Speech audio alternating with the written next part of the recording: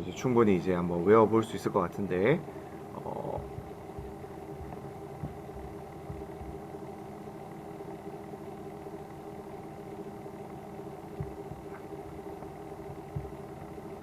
들, 진짜 들리고 있지?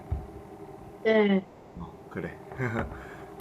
이제 우리 처음에 이제 나오는 39권 중에 5권은 바로 이제 이 모세 오경이라고 해서 창세기, 출애굽기, 레위기, 민수기, 신명기 이 5권을 말하는 거고요. 역사서는 총 12권입니다. 여호수아부터 이 에스더까지 이제 이스라엘 백성들의 역사를 쭉 나열하면서 그 역사 가운데서 이들이 얼마나 하나님을 사랑했는지, 이들이 또 얼마나 하나님을 돌아섰는지, 그런 이스라엘 백성들의 모습 가운데서 하나님이 얼마나 이들을 향한 사랑을 보여주셨는지를 이 역사 가운데서 알 수가 있습니다. 그래서 우리가 역사서를 읽어 나아가면서는 우리의 모습도 우리가 한번 돌아보면서 이렇게 거울 삼아야 된다라는 것이 참 교훈이다라고 했어요. 그리고 이제 시가서가 있습니다. 욥기, 시편, 잠언, 전도서, 아가서 이렇게 5권의 이 시가서 책이 있고요. 이 시가서의 책들을 통해서 우리가 이제 믿음을 가진 사람들이 실생활에서 일어나는 문제 가운데서 어떠한 이제 우리가 반응을 보일 수 있는지, 또 어떠한 믿음의 고백을 해야 되는지, 참된 지혜란, 성경이 말하는 참된 지혜란 무엇인지를 우리가 이 시가서 5권을 통해서 살펴볼 수가 있습니다.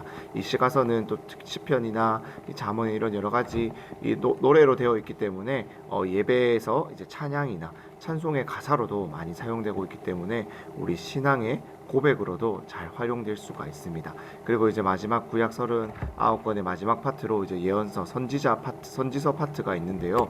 이 이사야부터 말라기까지 총 16권의 책이 기록되어 있습니다.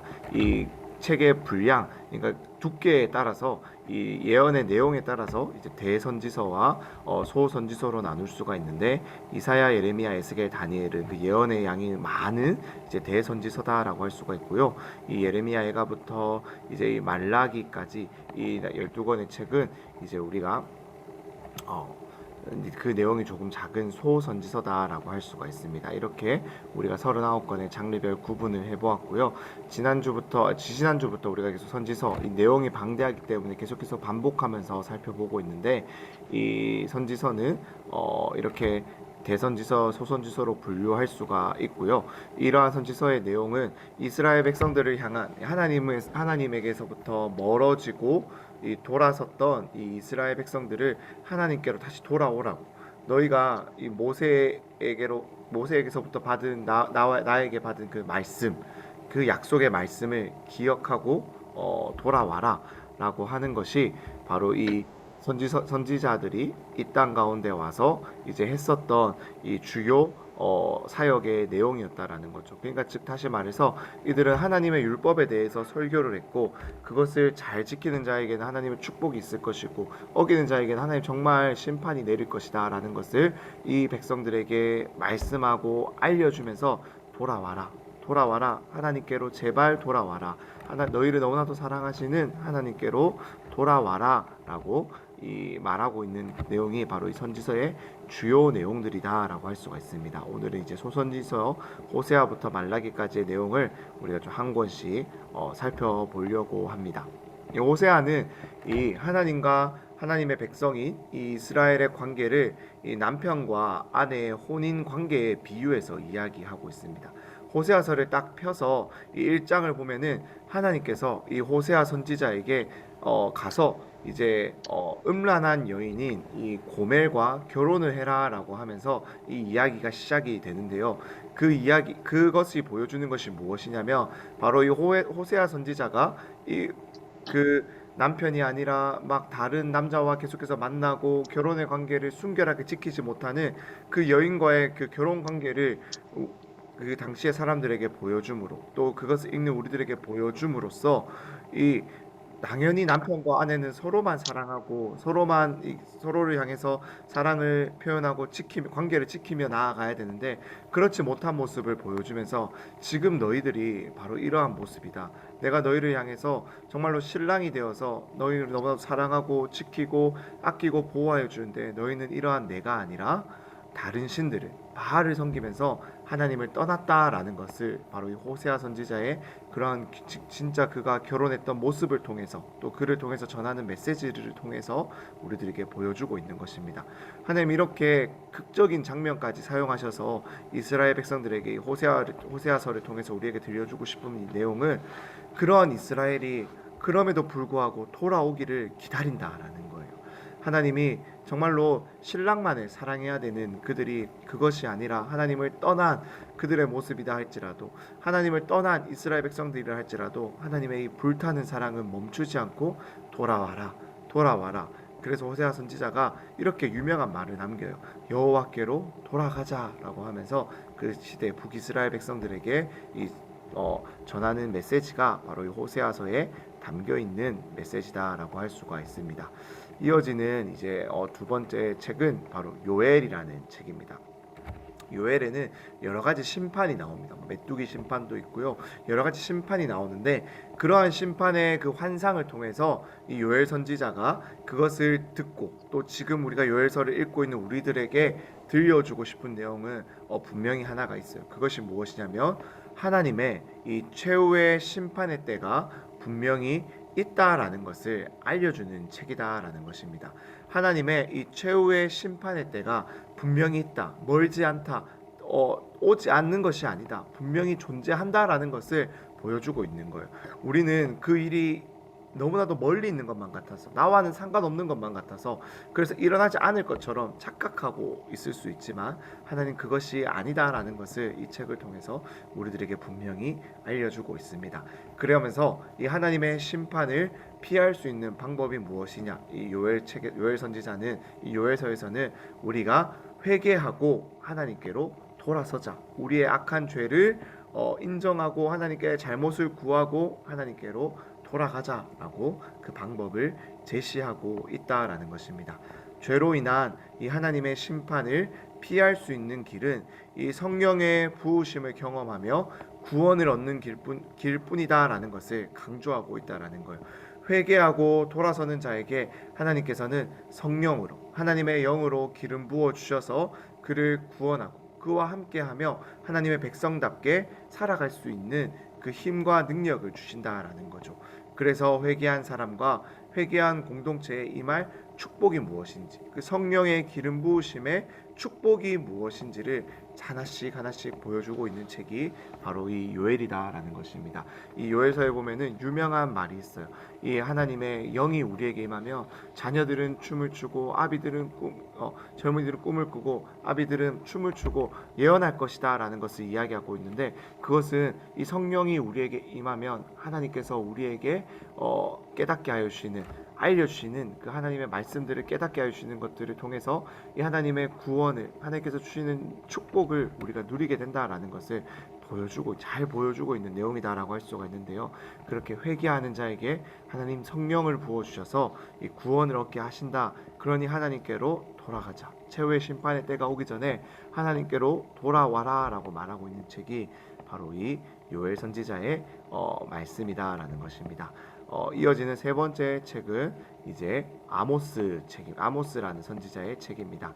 이 아모스라는 선지자는 이 북이스라엘이 멸망하기 직전에 이 마지막으로 그들이 정치적으로 경제적으로 이 번영을 구가하고 있다. 즉 굉장히 잘 살던 때에 이 여로보암 2세라는 이 왕이 다스리던 굉장히 잘 살던 그 시대가 배경이었어요. 다시 말하면은 누가 이 나라가 감히 망한다라고 말할 수가 있냐라고 할 만큼 정치적으로도 힘이 강했고 막강했고 경제적으로도 굉장히 부유한 그러한 시대 가운데 이 아모스 선지자가 하나님의 말씀을 전했다라는 것입니다. 하지만 이 군사적으로 경제적으로 굉장히 번성했지만 동시에 영적으로 도덕적으로 이 타락도 가속화되었다라는 것. 번성하는 만큼 영적으로 도덕적으로 타락했다라는 거예요. 그만큼 떨어졌다라는 것입니다. 다시 말해서 나의 힘이 강하니까, 내가 너무나도 부유하니까 하나님을 찾지 않고 나라의 정의가 세워지지 않고 백성도 지도자도 모두가 부패하고 타락한 모습을 보이고 있었던 시대가 바로 이 아모스 선지자가 활동했던 시대다라고 할 수가 있습니다. 이러한 시대 가운데 하나님은 이 아모스를 보내서 이렇게 이야기하는 거예요. 하나님에 대한 사랑은 이웃에 대한 사랑으로 드러나야 한다라는 것이죠. 하나님에 대한 이 사랑은 그저 내가 하나님 사랑합니다라고 말로만 그치는 것이 아니라 정말로 너희가 함께하고 있는 이웃에 대한 사랑으로 표현이 되어야 된다. 드러나야 된다라는 것입니다. 그리고 예배, 너희가 정말로 하나님을 예배하고 찬양하고 경배한다라면은 그것이 정말로 너희의 삶 가운데서 나타나고 드러나야 된다라는 거죠. 하나님을 예배한다라고 하면서 막 이웃을 속이고 사기치고 빼앗고 괴롭히는 모습은 하나님을 사랑하는 모습이 아니다라는 거예요. 정말로 하나님을 사랑한다면 우리의 삶 가운데 하나님의 말씀대로 살아가는, 정말로 세상 사람들도 착하게 도덕적으로 살아가는데 그것과 비교할 수 없을 만큼 하나님의 말씀으로 바르게 살아가는 모습이 너희에게 있어야 된다라는 것을 아모스 선지자를 통해서 보여주고 있습니다. 사랑은 공의롭게 정의롭게 돼야 된다라는 거예요. 내 편만, 내 사람만, 내가 사랑하고 싶은 사람만, 내가 이웃이라 생각하는 그 이웃만을 사랑하는 것이 아니라 하나님이 우리에게 차별 없이 은혜를 주시고 사랑을 주시기에 우리도 그러한 사랑을 정말로 차별 없이 이렇게 전할 수 있어야 된다라는 것이 바로 이 아모스 선지자의 말씀이다, 예언이다라는 것입니다. 계속해서 이 오바댜라는 선지자의 이 책을 살펴보면은, 오바댜는 굉장히 짧은 책입니다. 한 장으로 이루어져 있고 21절 정도로 이제 이루어져 있기 때문에 굉장히 짧은 책이다라고 할 수 있어요. 금방 읽을 수 있습니다. 그런데 이 오바댜는 어떠한 내용을 담고 있냐라면은 바로 이 이스라엘의 이 이웃 나라인 이 에돔의 멸망과 이 이스라엘의 구원을 다루고 있는 책이 바로 이 오바댜 그 짧은 내용에 기록되어 있습니다. 이 이스라엘이 막 이렇게 심판당하고 강한 나라에 의해서 막 점령당하고 침략당하면서 괴롭히고 어려운 상황을 맞이하자 이 에돔, 어찌 보면은 이 야곱의 이 형제인 이 에서의 자손들의 나라인데, 그 형제, 어찌 보면 형제의 나라임에 불구하고 멸망하는 것을 굉장히 기뻐하고 있는, 그러면서 하나님께로 돌아오지 않고 이방신을 섬기고 있던 그 에돔이라는 나라가 이스라엘의 멸망을 기뻐하고 이스라엘 향해 죄를 지은 그 에돔은 결국에 하나님께서 심판하신다라는 것을 이 오바댜 선지자가 우리에게 이 짧은 오바댜에서 들려주고 있는 내용입니다. 그래서 이렇게 우리에게 이 메시지를 주는 거예요. 세상의 권력은 반드시 언젠가는 망하게 되는 때가 있다라는 것입니다. 하지만 하나님의 나라는 지금은 잠시 쇠약해지는 것만 같고 지금은 잠시 약해지는 것만 같아도 영원하며 하나님께서 지켜주신다라는 것이 바로 이 오바댜 한 장에 들어있는 짧은 내용이지만 성경 전체의 이 역사를 주관하시는 하나님을 향한 그 핵심 메시지를 압축적으로 보여주고 있는 책이 바로 이 오바댜 선지자의 기록이다라고 할 수가 있습니다. 이렇게 우리가 또 오바댜 선지자 책까지 살펴보았고요. 이어지는 책은 바로 이 요나입니다. 요나 선지자, 이 고래 뱃속에 들어가서, 물고기 뱃속에 들어가서 이 사흘 동안 잠겨 있다가 다시 뱉어내서 하나님께서 가라고 하신 그 니느웨로 가는 그 이야기를 우리 친구들이 한번 들어본 적이 있을 텐데요. 바로 이 요나 선지자, 니느웨를 향한 하나님의 명령에 불순종했어요. 저 악한 니느웨를 향해서 네가 나아가서 하나님의 말씀을 전하고 회개하고 돌아오게 해라. 내가 그러면 그들을 용서하겠다라는 메시지를 전하라고 했을 때 요나는 그러한 하나님의 명령에 불순종하고 니느웨와 정반대편인 다시스를 향해서 가는 모습을 1장에서 보여줍니다. 요나는 왜 불순종했을까요? 그것은 원수의 나라인 이 자신들을 공격하고 멸망시키려고 하는 이 앗수르가 회개해서 하나님께로 돌아와서 구원받는 것을 결코 기뻐하지 않았기 때문에 그렇다라는 것입니다. 결코 그것을 기뻐하지 않았어요. 즐거워하지 않았습니다. 저 나라는 망해야 됩니다. 하나님, 저 우리의 원수의 나라, 하나님을 따르지 않고 하나님을 믿지 않는 저 나라는 심판당에 마땅합니다 라고 하면서 하나님의 뜻을 거부했던 것이 바로 요나의 마음이었던 것이죠. 요나는 하나님을 오해하고 있었습니다. 하나님은 이스라엘만을, 하나님께서 선택하신 우리만을 사랑하셔야 되는 분이다라고 오해했다라는 것입니다. 하지만 이 요나서를 통해서 하나님 우리에게 들려주시고 싶은 말이 있어요. 요나서 4장에 보면은 이제 박넝쿨을 아끼는, 하지만 그 박넝쿨이 하루 만에 사라지니까 요나가 굉장히 불평하는 모습을 보이는데, 그때 이야기하는 것이죠. 하나님이 네가 이 박넝쿨을 아끼는 것만큼 내가 저 큰 나라 니느웨를 아끼는 것이 아수르를 아끼는 것이 당연하지 않겠냐라고 말하면서 하나님은 온 피조물 죄인이라도 회개하고 돌아오는 자를 사랑하고 기다리며 구원하여 주시는 그러한 분이시다라는 것을 이 요나 선지자를 통해서 우리에게 보여주고 있습니다.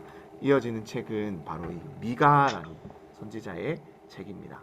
미가는 이 북이스라엘과 남유다가 멸망하는 이유는 지도자와 백성 모두가 부패하고 타락한 결과다라는 것을 이야기합니다. 정의가 무너졌다라는 거예요. 하나님의 말씀대로 나라를 다스려야 되는 왕과 그 지도자들이 그 정의를 세우지 못하고 그 정의가 무너졌다라는 거죠. 백성들 또한 하나님을 바르게 예배해야 됨에도 불구하고 그러지 못했다. 그것이 하나님이 우리를 심판하는 이유다라고 이제 전했습니다. 그래서 이 사람의 통치, 다스림, 그 왕의 어떠한 가르침이 아니라 하나님의 강하고 의로운 통치 아래에서 하나님의 백성이 회복될 것이다 라는 것을 이야기하는 거예요. 즉 어떠한 좋은 사람, 이 세상 인간 지도자, 정말로 그런 바른 지도자에 의해서 하나님의 나라가 바르게 세워지는 것이 아니라 하나님에 의해서, 하나님의 정말로 정의롭고 오차가 없고 실수가 없으신 통치와 그 말씀 아래에서 하나님의 백성들이 회복되게 될 것이다 라는 것을 이 미가 선지자가 이야기하고 있습니다. 그래서 하나님이 정말로 진정으로 원하는 하나님 백성의 삶은 공의, 정말로 하나님의 그 정의를 행하며 하나님을 사랑하고 하나님과 함께 행하는 것이다 라는 것이 미가서의 주요 주제다라고 할 수가 있습니다. 이제 이어지는 책은 바로 나훔이라는 선지자의 책입니다. 이 나훔은 이 아수르의 멸망을 선포하는 책이에요. 아수르는 결국에 북이스라엘을 멸망시키고 이 북이스라엘을 막 포로 잡아가고 그렇게 했는데요. 그러한 이제 악한 나라였고 이 아수르는 또 그 당시에 굉장히 야만적인 나라였어요. 정복하는 나라의 백성들을 굉장히 악하게 괴롭히고 죽이며 막 이렇게 막 사람을 잔인하게 처벌하고 형벌을 내렸던 나라가 바로 이 아수르였다라는 것입니다. 이 아수르는 하나님을 두려워하지 않았습니다. 그래서 이 나홈에서 아수르의 멸망이 선포가 되는데요. 이 아수르는 하나님을 믿지 않는 세상 모든 나라를 대표하는 것으로 우리가 믿습니다. 그래서 이 아수르가 멸망당하는 것은 하나님의 정의에 의한 하나님의 심판이다라는 것을 우리들에게 보여주는 거죠. 하나님 악한 나라, 악한 자들을 절대 눈 감아 주지 않는다, 않는다라는 것을 우리들에게 분명하게 보여주고 있으십니다. 그래서 하나님의 전 우주적인 주권, 하나님 모든 것을 다스리시고 통치하신다라는 것, 하나님 결코 악을 눈 감아주지 않으신다라는 것, 이 나옴을 통해서 우리들에게 들려주고 있는 내용이다라고 할 수 있습니다. 이어지는 책은 하박국이라는 선지자의 책입니다. 이 하박국이라는 이 책은 굉장히 독특하게 이루어져 있는데요. 어떻게 이루어져 있냐면 이 하박국 선지자와 하나님과의 그 질문과 대답으로 이루어져 있습니다. 하박국은 하나님께 두 가지 이제 질문을 처음에 던집니다. 1장에서 하나님, 우리나라가 이렇게 하나님을 따르지 않고 지금 부패하고 있는데 이 나라 왜 하나님 바르게 고쳐주지 않으십니까? 이 죄를 해결해 주지 않으십니까? 라고 하박국 선지자가 하나님께 질문을 합니다. 그러자 하나님이 생뚱맞은 대답을 해요. 어떤 대답이냐 하면은 바로 하나님께서 이렇게 대답하는 거죠. 바벨론을 통해서 내가 너에게 바벨론을 통해서 너를 내가 이 유다를 심판할 것이다. 유다를 고칠 것이다 라고 이야기를 합니다. 그러자 이 하박국은 또다시 한 번 더 물어보는 거예요. 어떻게 악한 원수의 나라인 그 바벨론을 통해서 이 유다를 처벌할 수가 있습니까? 그것이 바로 이 하박국 선지자의 또 다른 두 번째 질문이었습니다. 그때 이제 하나님께서 대답하는 것이죠. 그러한 바벨론도 잠시 내가 이 유다를 바르게 고치기 위한 내 손에 들린 막대기다, 도구다라는 것을 이야기하시면서 그러한 바벨론도 결국에 형벌을 받게 될 것이며 그러한 모든 것을 다스리시는 이 하나님을 믿는 믿음, 의인은 믿음으로 살아야 한다라는 것을 바로 이 하박국 선지자를 통해서 우리들에게, 또 그 당시에 이 하박국 선지자의 말 이야기를 듣는 자들에게 알려주는 메시지다라고 할 수가 있습니다. 그래서 이 모든 것을 하나님과의 질문과 대답 가운데서 깨닫게 된 하박국은 이러한 하나님의 계획과 약속이 속히 실행되기를 위해서 기도하는 것이죠. 그래서 이 하나님의 공의는 반드시 이루어지니까 믿음으로 그것을 기다리며 그때까지 믿음으로 살아가자라는 것이 바로 이 하박국 선지자 하박국의 주요한 내용이다라고 할 수가 있습니다. 이어지는 책은 스바냐라는 이 선지자의 책입니다. 이 스바냐라는 책은 여호와의 날은 하나님이 인류 역사에 가장 결정적으로 개입하는 모든 피조물들에게 심판이 임하는 날이다라는 것을 보여주고 있는 책입니다. 즉 하나님의 날, 그 최후의 심판의 때가 분명히 있다라는 것을 또 스바냐 선지자는 이야기를 합니다. 그러면서 이 날을 기다리는 가장 중요한 자세는 바로 회개하며 하나님께로 돌아서고 하나님만을 의지하는 것이 바로 이 스바냐다. 회개하는 것이 가장 중요하다라는 것이 이 스바냐서의 주요한 내용입니다. 그러면서 하나님께서는 그렇게 돌아오는 자들을 얼마나 하나님께서 기다리시고 잠잠히 구원하기를 원하시는지 이 바이블은 이 3장의 내용에서 우리들에게 잘 보여주고 있습니다. 이어지는 이제 세 권 남았는데요. 학계라는 책입니다. 학계라는 책은 이 바벨론 포로에서 돌아온 후에 이 이스라엘 백성들이 성전 재건을 해야 되는데 그 성전 재건이 악한 이제 그 방해하는 자들의 세력을 통해서 15년 동안이나 멈춰 있던 상황 가운데서 학계라는 선지자를 통해서 전해진 내용입니다. 성전은 지어지지 못했어요. 15년 동안 여러 방해에 의해서 그들이 지어지지 못하고 또 그렇게 되다 보니까 스스로도 이것을 짓는 것에 힘을 내지 못하고 노력을 하지 못하고 의욕을 상실한 그러한 모습을 보여주고 있었죠. 그러한 상황 가운데서 이 학계를 통해서 하나님은 자신들의 집과 삶은 잘 세워가고 회복해 가면서 하나님을 우선으로 삼지 않는 그 현실의 방해에 무너져 있던 그들의 삶을 학계를 통해서 꾸짖으시며 성전을 건축해라. 하나님을 믿는 믿음, 그 신앙을 그 삶 가운데 가장 먼저 세워라라고 하고 있다라는 거죠. 왜 이렇게 성전 건축, 하나님의 집을 짓는 것을 강조하셨을까요? 그것이 바로 하나님을 향한 예배와 신앙의 회복이 되기 때문에 그렇다라는 것입니다. 성전을 짓는다라는 것은 이 이스라엘 백성들 가운데 하나님께서 성전 가운데 내가 머물면서 너희와 함께 하겠다라는 그 임재를 상징하는 것이었고, 그 성전, 그 신앙을 바르게 세워간다라는 것은 이 바벨론 포로에서 돌아와서 정말로 너희 마음 가운데 하나님을 믿는 믿음으로 그 기준과 중심을 다시 회복해야 된다라는 것을 들려주고 싶으신 하나님의 간절한 마음이었다라는 거죠. 먼저 그의 나라, 하나님의 나라와 하나님의 의를 구하는 삶이 너무나도 중요하다. 우리의 삶 가운데서 나의 즐거움, 나의 쾌락, 나의 꿈, 나의 어떠한 것을 위해서 살아가는 것이 아니라 정말로 하나님의 영광을 위해서 살아가는 것이 너무나도 먼저다라는 것을 그것이 구원받은 우리를 향한 하나님의 목적이고 뜻이고 계획이다라는 것을 들려주는 것이 바로 학계 선지자의 이야기다라는 것입니다.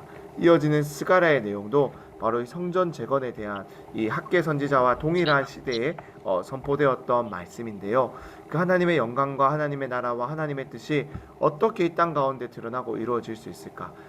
성전 재건을 격려하면서 이 스가랴 선지자는 조금 더 이제 강조하는 내용이 있는데 그것이 무엇이냐라면요. 바로 이 성전의 이 재건은 성령의 이 충만함으로 성령의 힘으로 가능하다라는 것을 우리들에게 보여주고 들려주고 있는 내용이 바로 이 스가랴라는 것이다. 성전의 재건과 하나님을 향한 이 믿음과 이 모든 것을 이 세워가는 것에 있어서 우리의 힘만으로 가능하지 못하다라는 거예요.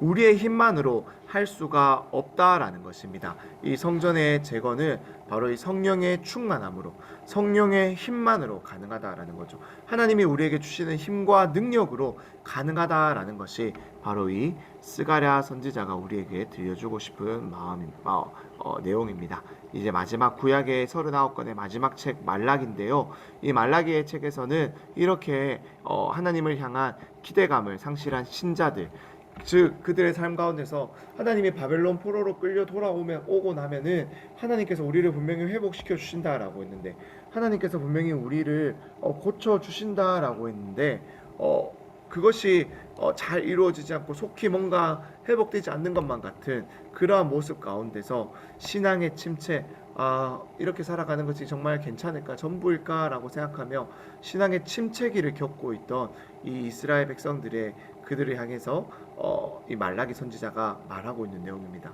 그러한 상황 가운데서 제사장들은 부패했어요. 제사를 너무나도 형식적으로 드렸고, 하나님께 이스라엘 백성들은 형식적으로 예배드리고 예물도 제대로 바치지 못하고, 정말로 하나님 우리를 사랑하시는 거 맞습니까? 라고 하면서 오히려 하나님께 따지고 있던 상황이 바로 이 말라기 시대의 선지자의 내용이, 말라기 선지자가 활동하던 시대의 이스라엘 백성들의 삶의 모습이었다라는 것입니다. 하나님께서는 말라기 선지자들을 통해서 그들을 꾸짖으시고, 그러한 기대 없음, 그러한 정말로 다 가라앉아 버린 그러한 모습에 회개를 촉구하면서 메시아가 다시 오게 될 것이다, 너희를 구원하기 위한 하나님께서 약속하신 메시아가 오실 것이다 라는 것을 약속하고 기대하게 하십니다. 그러한 신앙의 침체를 이겨내기 위해서는 너희를 이때까지 구약의 모든 역사를 통틀어서 계속해서 그것을 살펴보라고 이야기하는 거예요. 하나님이 너희를 사랑하지 않은 적이 있냐라고 이야기를 하시면서 이 구약의 내용이 마무리가 되고, 이 말라기 선지자의 예언대로 세례 요한이, 또 우리를 구원하기 위한 예수 그리스도가 이 400년 뒤에 정말로 이 땅 가운데 오게 되는 것을 이스라엘 백성들이 경험하게 된다라는 것입니다. 우리가 이렇게 이 말라기 선지자, 말라기서까지 해서 이 구약의 39권의 내용을 우리가 다 함께 살펴보았습니다. 한 권씩 한 권씩 읽어 나아가면서, 처음 읽어 나아갈 때는 좀 이해되지 않는 부분도 분명히 있겠지만, 우리가 한 권씩 한 권씩 읽어 나아가면서 정말로 이 책을, 이 구약 성경 전체 66권의 구약과 신약 통틀어서 정말로 그것을 읽어 나아가면서 하나님의 마음을 알아갈 수 있는 우리 친구들이 될 수 있었으면 좋겠습니다. 1년에 한 번 우리가 정말로 충분히 읽어 나아갈 수 있습니다. 조금 더 욕심을 낸다면 두 번, 세 번도 읽어 나아갈 수가 있어요. 한 번 읽어 나아갈 때는 이해되지 않는 것이 두 번, 세 번, 10번, 15번, 20번씩 읽어 나아가다 보면은 자연스럽게 이해가 되기 시작하고 마음 가운데 쌓여가고, 왜냐하면 성령님께서 정말로 하나님의 말씀을 읽고자 하는 자에게 깨닫게 하여 주시는 은혜가 있거든요. 그것을 통해서 우리가 정말로 하나님의 말씀을 읽어 나아가고 가까이 해가면서 정말로 이 하나님의 말씀대로 살아갈 수 있는 우리 모든 소년부 공동체 지체들이 될 수 있기를 간절히 소망합니다. 우리 이렇게 이 내용은 마무리를 하고요. 우리 이제 역대상 22장 오늘의 통독해야 되는 부분을 같이 한번 읽어보고 우리가 오늘의 이 시간을 마무리했으면 좋겠습니다. 역대상 20장에서 22장까지의 말씀, 우리 한번 같이 한번 성경책을 펴서 찾아보고, 성경책이 없으신 분들은 이 내용을 통해서 화면을 같이 바라보면서 우리가 같이 한번 읽어보면 좋을 것 같습니다. 한번 성경책을 펴서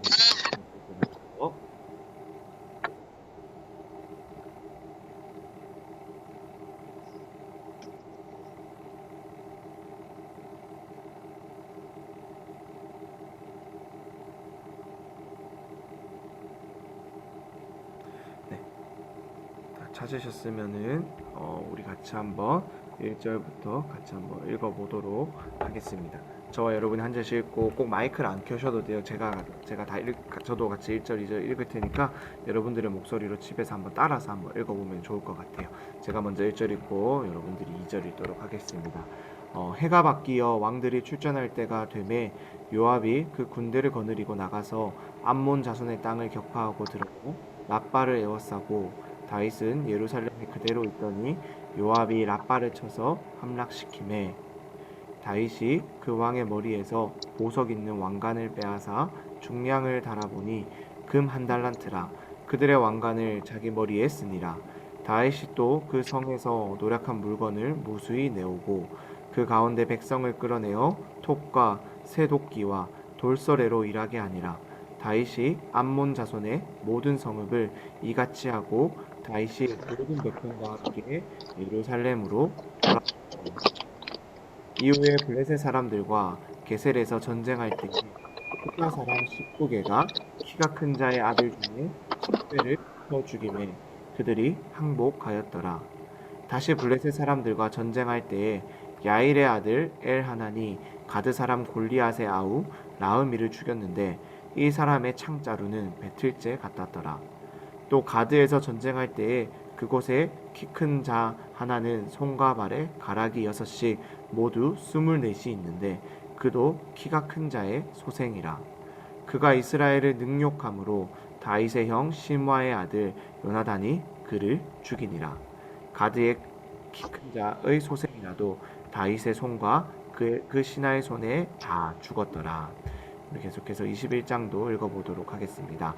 사탄이 일어나 이스라엘을 대적하고 다윗을 충동하여 이스라엘을 계수하게 하니라. 다윗이 요압과 백성의 지도자들에게 이르되 너희는 가서 브엘세바에서부터 단까지 이스라엘을 계수하고 돌아와 내게 보고하여 그 수요를 알게 하라 하니 요압이 아뢰되 여호와께서 그 백성을 지금보다 100배나 더하시기를 원하나이다. 내 주 왕이여 이 백성이 다 내 주의 종이 아니니이까 내 주께서 어찌하여 이 일을 명령하시나이까 어찌하여 이스라엘이 범죄하게 하시나이까 하나 왕의 명령이 요압을 재촉한지라. 드디어 요압이 떠나 이스라엘 땅에 다닌 후에 예루살렘으로 돌아와 요압이 백성의 수요를 다윗에게 보고하니 이스라엘 중에 칼을 뺄 만한 자가 110만 명이요 유다 중에 칼을 뺄 만한 자가 47만 명이라. 요압이 왕의 명령을 마땅치 않게 여겨 레이와 베냐민 사람을 계수하지 아니하였더라. 하나님이 이 일을 악하게 여기사 이 이스라엘을 치심에 다윗이 하나님께 아뢰되 내가 이 일을 행함으로 큰 죄를 범하였나이다. 이제 간구하옵나니 종의 죄를 용서하여 주옵소서. 내가 심히 미련하게 행하였나이다 하니라. 여호와께서 다윗의 선견자 갓에게 말씀하여 이르시되 가서 다윗에게 말하여 이르기를 여호와의 말씀이 내가 내게 세 가지를 내어 놓으리니 그 중에서 하나를 내가 택하라. 내가 그것을 내게 행하리라 하셨다 하라 하신지라. 갓이 다윗에게 나아가 그에게 말하되 여호와의 말씀이 너는 마음대로 택하라. 혹 3년 기근이든지 혹 내가 석 달을 적군에게 패하여 적군의 칼에 쫓길 일이든지 혹 여호와의 칼 곧 전염병이 사흘 동안 이 땅에 유행하며 여호와의 천사가 이스라엘 온 지경을 멸할 일이든지라고 하셨나니 내가 무슨 말로 나를 보내신 이에게 대답할지를 결정하소서 하니 다윗이 갓에게 이르되 내가 공경에 빠졌도다. 여호와께서는 긍휼이 심히 크시니 내가 그의 손에 빠지고 사람의 손에 빠지지 아니하기를 원하나이다 하는지라. 이에 여호와께서 이스라엘 백성에게 전염병을 내리심에 이스라엘 백성 중에 죽은 자가 7만 명이었더라. 하나님이 예루살렘을 멸하러 천사를 보내셨더니 천사가 멸하러 할 때 여호와께서 보시고 이 재앙 내림을 뉘우치사 멸하는 천사에게 이르시되 족하다 이제는 내 손을 거두라 하시니 그때 여호와의 천사가 여부스 사람 오르난의 타작 마당 곁에 선지라. 다윗이 눈을 들어 보매 여호와의 천사가 천지 사이에 섰고 칼을 빼어 손에 들고 예루살렘 하늘을 향하여 편지라. 다윗이 장로들과 더불어 굵은 배를 입고 얼굴을 땅에 대고 엎드려 하나님께 아뢰되 명령하여 백성을 계수하게 한 자가 내가 아니니이까 범죄하고 악을 행하는 자는 곧 나이니이다. 이 양떼는 무엇을 행하였나이까? 청하건대 나의 하나님 여호와여 주의 손으로 나와 내 아버지의 집을 치시고 주의 백성에게 재앙을 내리지 마옵소서 하니라. 여호와의 천사가 갓에게 명령하여 다윗에게 이르시기를 다윗은 올라가서 여부스 사람 오르난의 타작마당에서 여호와를 위하여 제단을 쌓으라 하신지라. 이에 갓이 여호와의 이름으로 이른 말씀대로 다윗이 올라가니라. 그때 오르난이 밀을 타작하다가 돌이켜 천사를 보고 오르난이 네 명의 아들과 함께 숨었더니 다윗이 오르난에게 나아가매 오르난이 내다보다가 다윗을 보고 타작마당에서 나와 얼굴을 땅에 대고 다윗에게 절하매 다윗이 오르난에게 이르되 이 타작하는 곳을 내게 넘기라. 너는 상당한 값으로 내게 넘기라. 내가 여호와를 위하여 여기 한 제단을 쌓으리니 그리하면 전염병이 백성 중에서 그치리라 하니 오르나니 다윗에게 말하되 왕은 취하소서 내 주 왕께서 좋게 여기시는 대로 행하소서. 보소서 내가 이것들을 드리나이다. 소들은 번제물로 곡식 떠는 기계는 화목으로 밀은 소제물로 삼으시기 위하여 다 드리나이다 하는지라.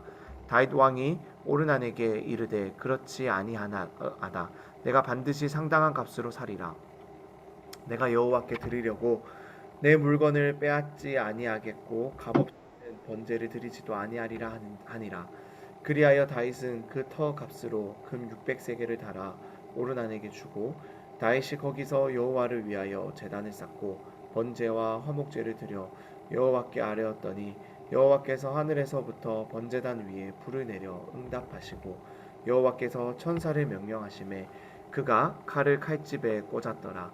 이때 다윗이 여호와께서 여부스 사람 오르난의 타작마당에서 응답하심을 보고 거기서 제사를 드렸으니 옛적에 모세가 광야에서 지은 여호와의 성막과 번제단이 그때에 기브온 산당에 있었으나 다윗이 여호와의 천사 칼을 두려워하여 감히 그 앞에서 가서 하나님께 지 못하더라. 우리 마지막 22장을 같이 한번 또 읽어보겠습니다. 다윗이 이르되 이는 여호와 하나님의 성전이요 이는 이스라엘의 번제단이라 하였더라. 다윗이 명령하여 이스라엘 땅을 거류하는 이방 사람을 모으고 석수를 시켜 하나님의 성전을 건축할 돌을 다듬게 하고 다윗이 또 문짝 목과 거멀못에 쓸 철을 많이 준비하고 또 무게를 달 수 없을 만큼 심이 많은 놋을 준비하고 또 백향목을 무수히 준비하였으니 이는 시돈 사람과 두로 사람이 백향목을 다윗에게로 많이 수운하여 왔음이라. 다윗이 이르되 내 아들 솔로몬은 어리고 미숙하고 여호와를 위하여 건축할 성전은 극히 웅장하여 만국의 명성과 영광이 있게 하여야 할지라. 그러므로 내가 이제 그것을 위하여 준비하리라 하고 다윗이 죽기 전에 많이 준비하였더라. 다윗이 그의 아들 솔로몬을 불러 이스라엘 하나님 여호와를 위하여 성전 건축하기를 부탁하여 다윗이 솔로몬에게 이르되 내 아들아 나는 내 하나님 여호와의 이름을 위하여 성전을 건축할 마음이 있었으나 여호와의 말씀이 내게 임하여 이르시되 너는 피를 심히 많이 흘렸고 크게 전쟁하였느니라. 내가 내 앞에서 땅에 피를 많이 흘렸은즉 내 이름을 위하여 성전을 건축하지 못하리라. 보라 한 아들이 내게서 나리니 그는 온순한 사람이라. 내가 그로 주변 모든 대적에게서 평온을 얻게 하리라. 그의 이름을 솔로몬이라 하리니 이는 내가 그의 생전에 평안과 안일함을 이스라엘에게 줄 것임이니라. 그가 내 이름을 위하여 성전을 건축할지라. 그는 내 아들이 되고 나는 그의 아버지가 되어 그 나라 왕위를 이스라엘 위에 굳게 세워 영원까지 이르게 하리라 하셨나니 이제 내 아들아 여호와께서 너와 함께 계시기를 원하며 내가 형통하여 여호와께서 내게 대하여 말씀하신 대로 내 하나님 여호와의 성전을 건축하며 여호와께서 내게 지혜와 총명을 주사 내게 이스라엘을 다스리게 하시고 내 하나님 여호와의 율법을 지키게 하시기를 더욱 원하노라. 그때 내가 만일 여호와께서 모세를 통하여 이스라엘에게 명령하신 모든 규례와 법도를 삼가 행하며 형통하리니 강하고 담대하여 두려워하지 말고 놀라지 말지어다. 내가 환난 중에 여호와의 성전을 위하여 금 10만 달란트와 은 100만 달란트와 놋과 철을 그 무게를 달 수 없을 만큼 심히 많이 준비하였고 또 제목과 돌을 준비하였으나 너는 더할 것이며 또 장인이 내게 많이 있나니 곧 석수와 목수와 온갖 일에 익숙한 모든 사람이니라. 금과 은과 놋과 철이 무수하니 너는 일어나 일하라. 여호와께서 너와 함께 계실지로다 하니라.